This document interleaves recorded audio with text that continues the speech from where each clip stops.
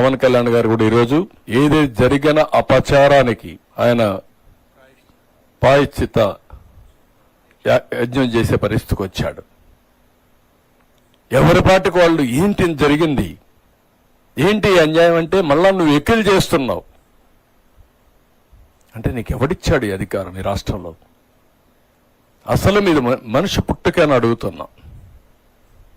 మీ ప్రవర్తన చూస్తే ఏదన్నా లెక్కలేదా మీకు?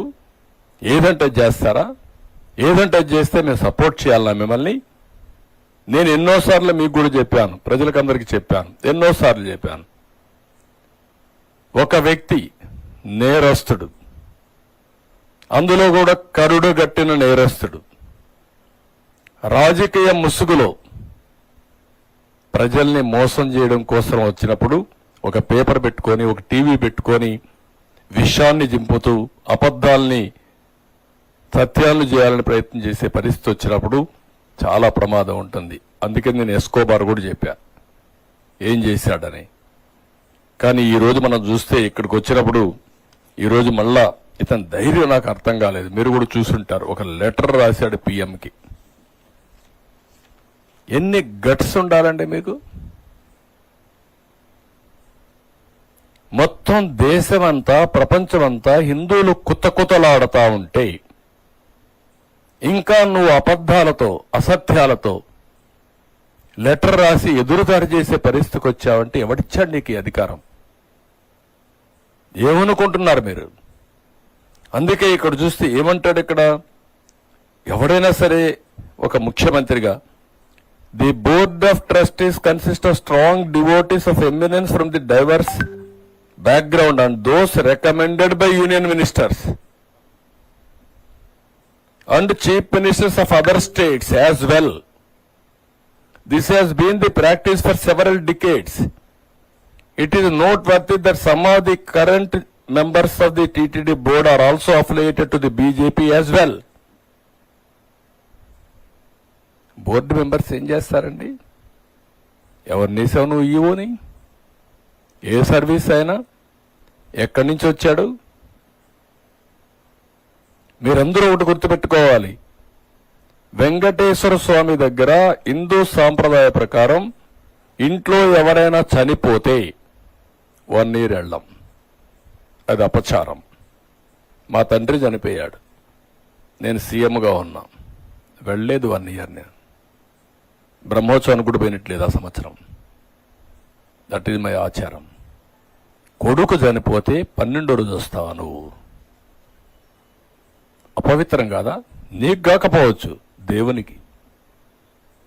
అది ఒక ఆచారం. మీరు ఎప్పుడు కూడా గుర్తుపెట్టుకోవాల్సింది, సోనియా గాంధీ వచ్చి అఫిడవిట్ ఇచ్చారు, నాకు దేవుని పైన నమ్మకం, దర్శనం చేసుకుంటానని. Abdul Kalam president of India ఒక అఫిడవిట్ ఇచ్చాడు, నేను వెంకటేశ్వర స్వామి పైన నమ్మకం ఉంటుంది, నేను దర్శనం చేసుకుంటాను. వాళ్ళకంటే గొప్పోళ్ళ మీరు?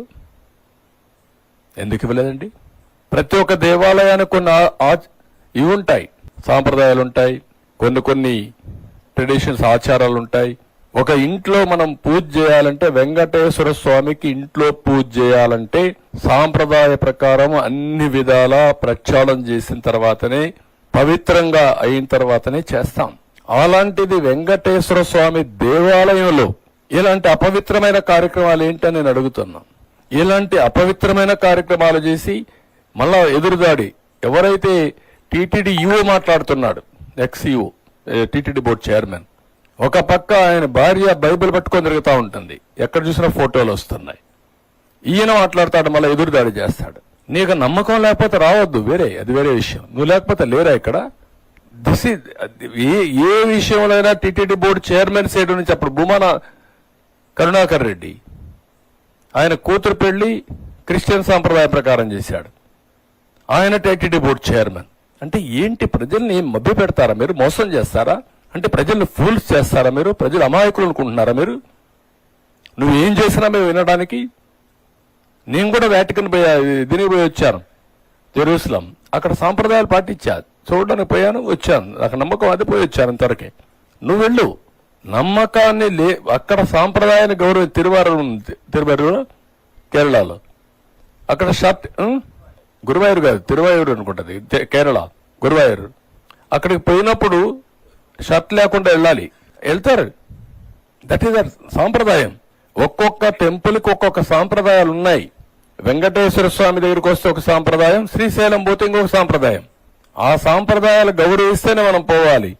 అట్లా కాకుండా నేనేం చేసినా చెల్లుబాటు అవుతుంది, నేను ముఖ్యమంత్రిని, ప్రజలు ఓట్లు వేసేశారు కాబట్టి నేను ఏదైనా చేసేస్తాను, లేకుంటే వెంకటేశ్వర స్వామి భూములన్నీ అమ్మేస్తాను, లేకపోతే వెంకటేశ్వర స్వామికి ఉండే డబ్బులన్నీ నేను తీసేసుకుంటాను, లేకుంటే శ్రీవాణి పేరు పెట్టి అకౌంట్ లేకుండా చేసేస్తాను, లేకుంటే దేవుడి పేరు చెప్పి ఒక్కొక్కరు లక్షల టికెట్లు అమ్ముకుంటాం. ఏంటి వాట్ ఇస్ దిస్?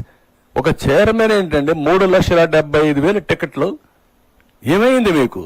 3,75,000 టికెట్లు ఇచ్చుకున్నారు వాళ్ళ పీరియడ్ లో దర్శనానికి. ఇవన్నీ షాకింగ్. ఇవన్నీ చూస్తామంటే ఎక్కడికి పోతున్నామో అర్థం కాకుండా వీళ్ళు ఇష్ట ప్రకారం చేసే పరిస్థితికి వచ్చారు.